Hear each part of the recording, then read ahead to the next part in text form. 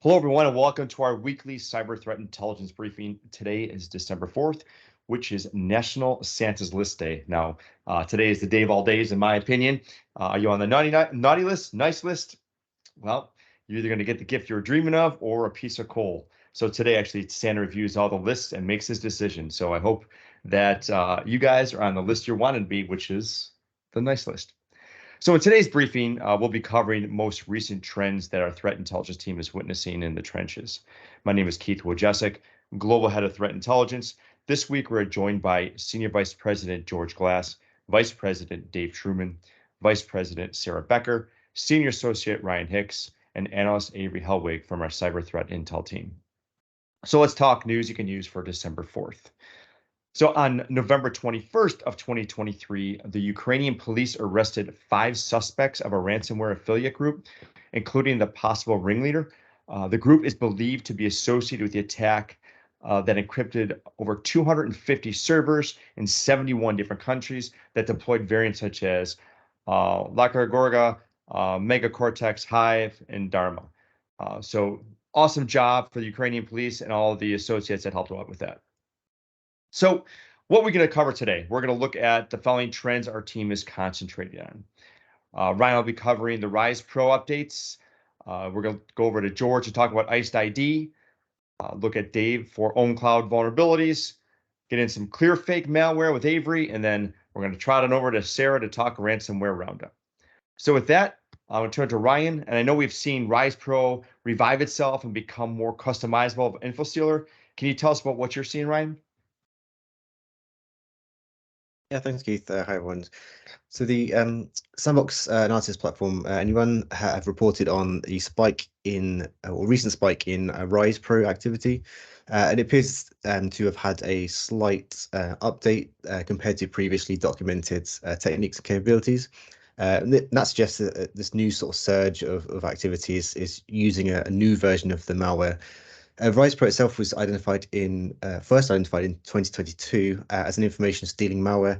Much like similar malware families such as Vidar and Redline, it's distributed primarily through fake crack sites. So this is where users attempt to download software where it's actually bundled with the information stealers, and that's something that we noted recently with Redline in particular as quite a surge, bundled with PDF converter software.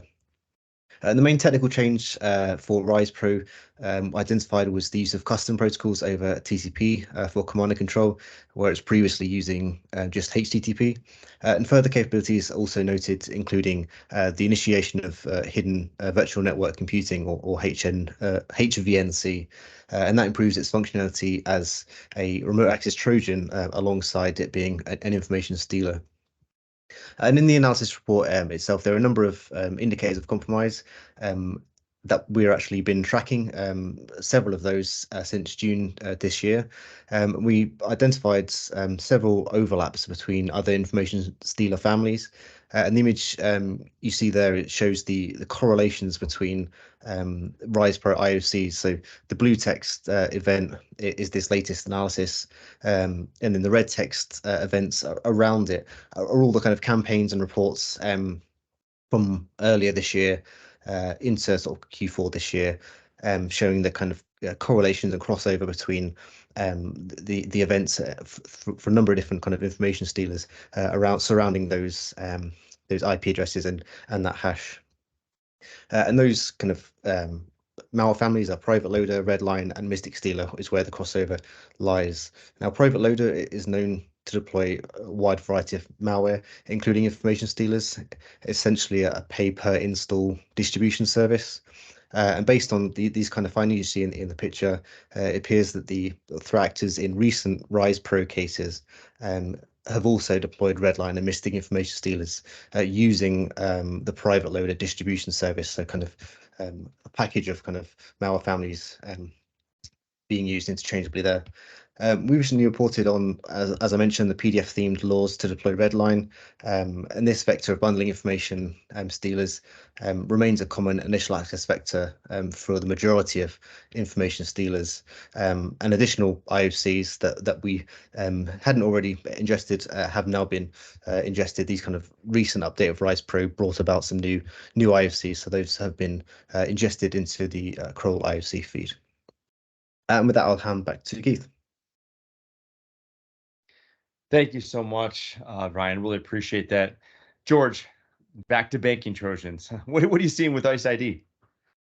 Well, Keith, if there's anyone that deserves to be on the naughty list, it is KTA 248, commonly known as TA577 or TRAMP. This gentleman has been known to deliver a lot of the malware that we investigate sort of day in and day out. So Darkgate and Bokbot, both of which we have reported on very recently. And he's also famous for my arch nemesis, Quackbot, as well. He's a very prolific distributor of Quackbot. KTA 248, they've delivered ICEDID for some time. But they're back at it again with some slight changes. Some open source reporting is kind of indicating that there's some experimentation going on with the ICEDID payload itself, indicating that it may be a forked version of what was previously used.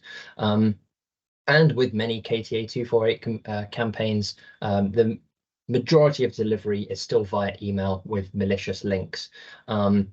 As we saw sort of at the beginning of the year, there's still that kind of obfuscation whereby the payload is actually bundled into an IMG file. Those types of files typically aren't inspected by antivirus when they're sitting static on the disk. You have to mount them, and then typically the antivirus will scan them. Typically, by that time, it may be too late.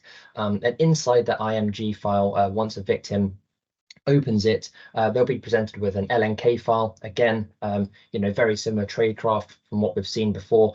And all that LNK does is execute a hidden DLL or executable with run DLL32 to install ICEDID.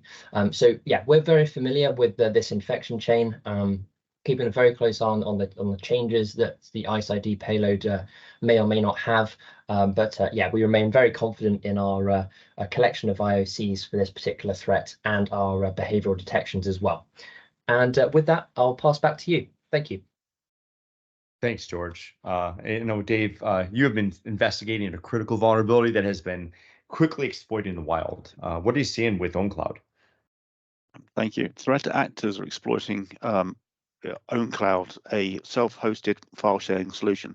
The vulnerability CVE 2023-49103 is an information disclosure vulnerability.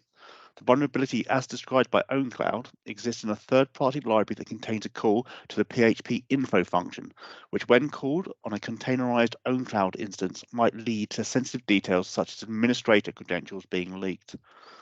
PHP info is a function provided within PHP to print out PHP and server configuration, most commonly used during development or during application deployment.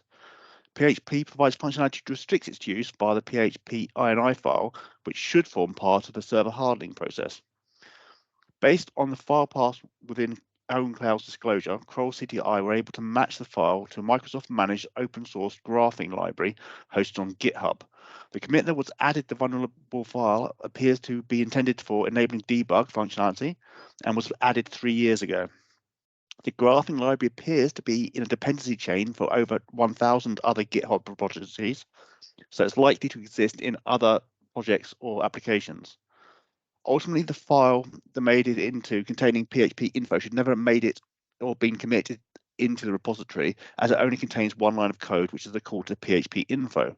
Since PHP info has caused numerous vulnerabilities over the last 2 decades, thorough source code auditing in the merge request to the library or by ownCloud when they added the library to their application could have spotted the issue. Further, hardening of the web servers by restricting the use of PHP info via the PHP INI file might also have mitigated the issue, even if the file unknowingly made it onto a server. For anyone running their own ownCloud instance, we recommend following the remediation steps in the ownCloud disclosure, a link to which is provided in our report.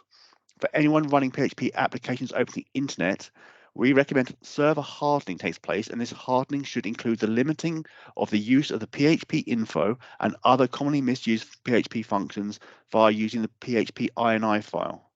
The OWASP website can be a useful resource for server hardening. A link to the OWASP is also provided in our report.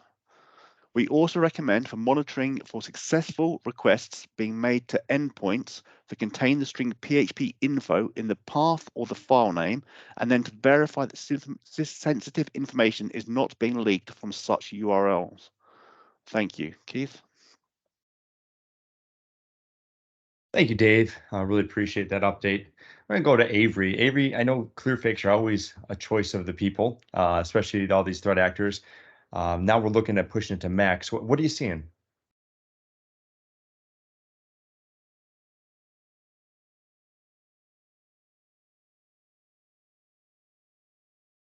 Yeah, good morning. So the ClearFake browser update campaign, initially identified in July of this year, has recently expanded its scope to target Mac OS users.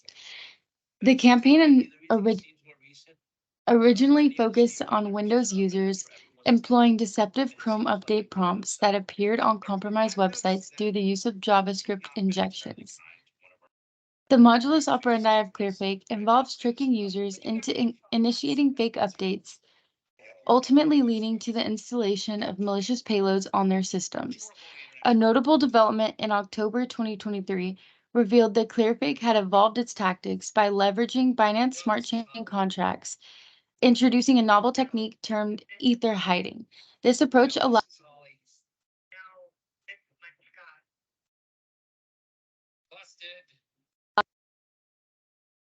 to conceal malicious scripts within the blockchain, facilitating the distribution of Windows targeting payloads.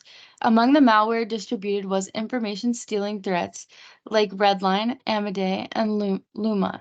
In a more recent development reported on November 17, 2023, it was disclosed that ClearFake had extended its reach to Mac users. The campaign began delivering DMG payloads to Apple computer users who visited compromised websites. These attacks employed a Safari update lure in addition to the standard Chrome overlay, broadening the attack surface for unsuspecting Mac users. The payload deployed in these attacks is identified as Atomic, a type of information-stealing malware that is commercially available to cybercriminals via Telegram channels at around a cost of $1,000 a month.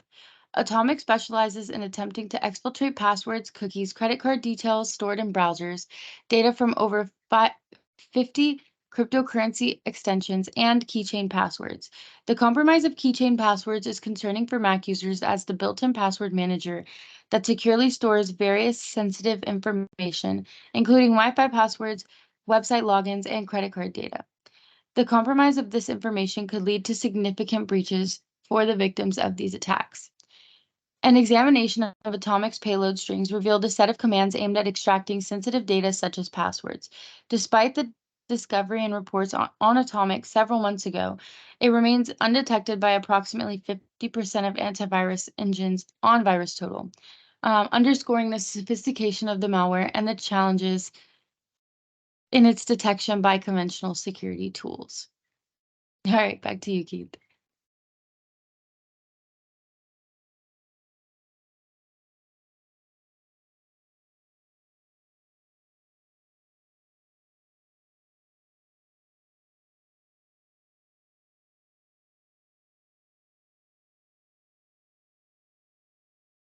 Oh, and I was muted there as I spoke.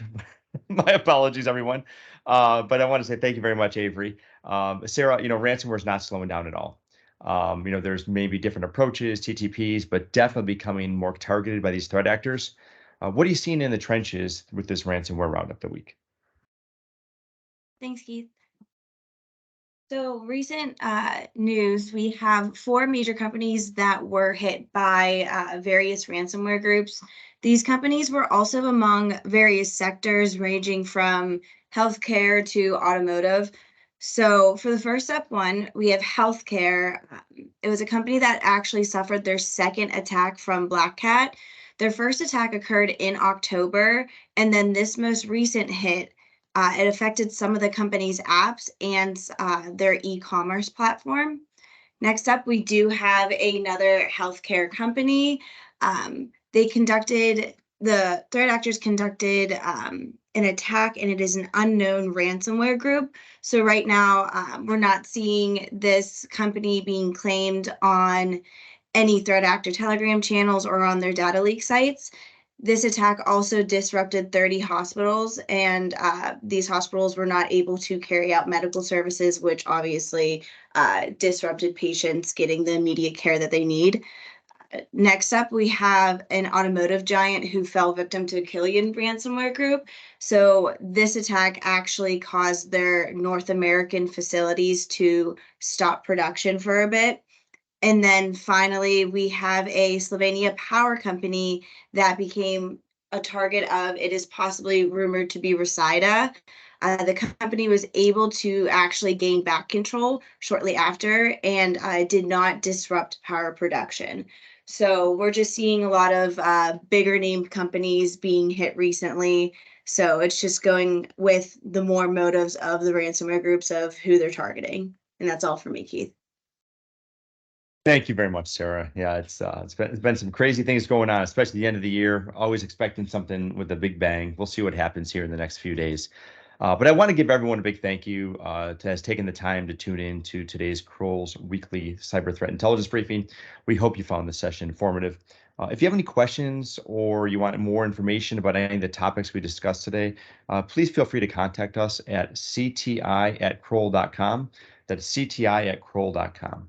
Thank you very much, everyone, and have a wonderful day. Thank you.